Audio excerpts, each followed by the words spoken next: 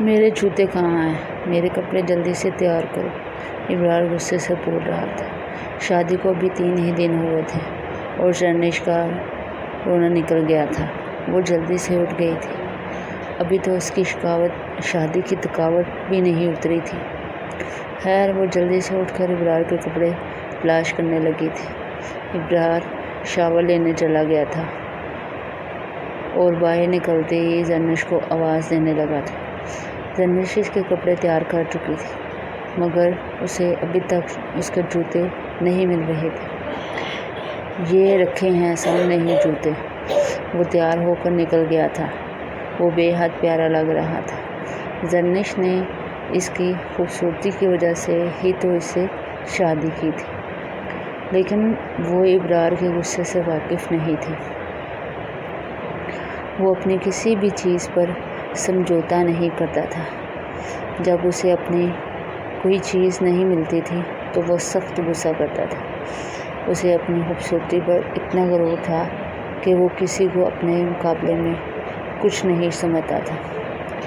پہلے تو زرنش اس کی تمام بدتمیزیوں کو برداشت کر لیتی تھی، مگر اب وہ سنبھل گئی تھی۔ جب بھی زرنش تیار ہوتی اسے اس بات پر طعنے ملتے تھے کہ تم تیار ہو کر بھی میرا مقابلہ نہیں کر سکتی۔ آج تک اس نے نایاب کی تعریف تک نہ کی تھی، بلکہ اس بار سننے کو ملتا تھا کہ میں نے تم سے شادی کر کے بہت بڑا احسان کیا ہے۔ وہ تو وقت زرنش کو احسان فراموش بھی کہتا تھا۔ وہ ہر وقت زرنش کو احسان فراموش بھی کہتا رہتا تھا۔ وہ ہر وقت زرنش سے کہتا رہتا تھا، تم سے شادی کر کے میں نے سب سے بڑی غلطی کی ہے۔ میرے اوپر تو بے شمار لڑکیاں مرتی تھیں، مگر میں نے تمہارا انتخاب کیا۔ وہ روز کی ان باتوں سے تنگ تھی۔ وہ اکیلے میں بیٹھ کر روتی رہتی تھی۔ ابرار ہر کسی کے سامنے اس کی ذات کی نفی کرتا رہتا تھا۔ آج وہ اسے اپنے دوستوں کی محفل میں لے گیا تھا، جہاں اس کے بے شمار دوست آئے تھے۔ وہ زرنش کو پہلے پارلر لے گیا تھا۔ زرنش بہت پیاری لگ رہی تھی۔ زرنش نے وہاں سارا کھانا اپنے کپڑوں پہ گرا لیا تھا۔ ابرار نے سب کے سامنے اس کے ساتھ بدتمیزی کی تھی۔ وہاں بیٹھا عثمان سب کچھ دیکھ رہا تھا۔ اسے ابرار سے اس قدر بدتمیزی کی امید نہیں تھی۔ وہ زرنش کا صبر دیکھ کر حیران رہ گیا تھا۔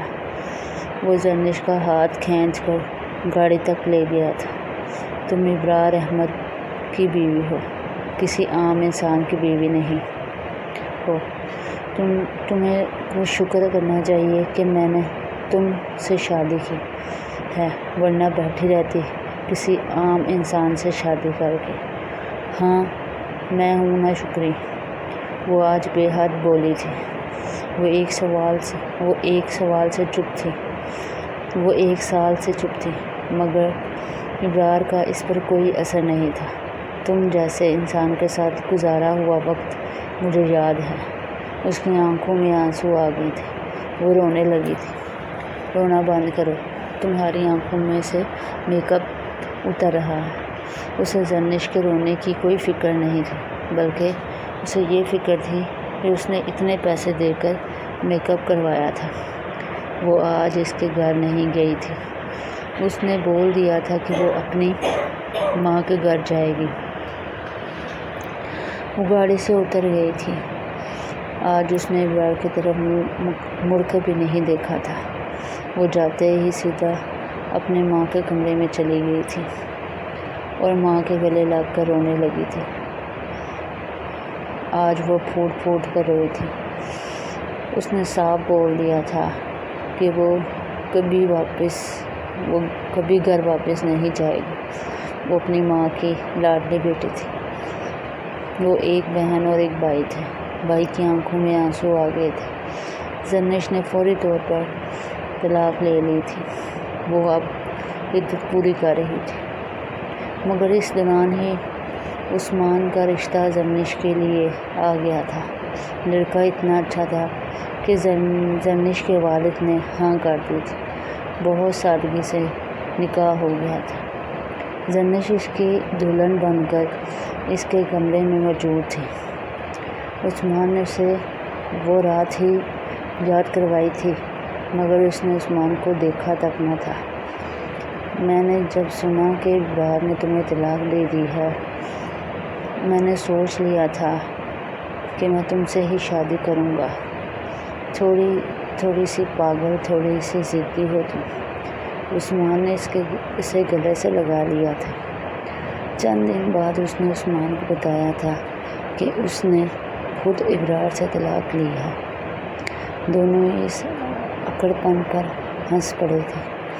عثمان اسے بہت خوش رکھا ہوا تھا اور اکثر ابرار بھی وہاں موجود ہوتا تھا۔ وہ دونوں کو دیکھ کر حسد کرتا تھا۔ Please subscribe to my channel for more videos.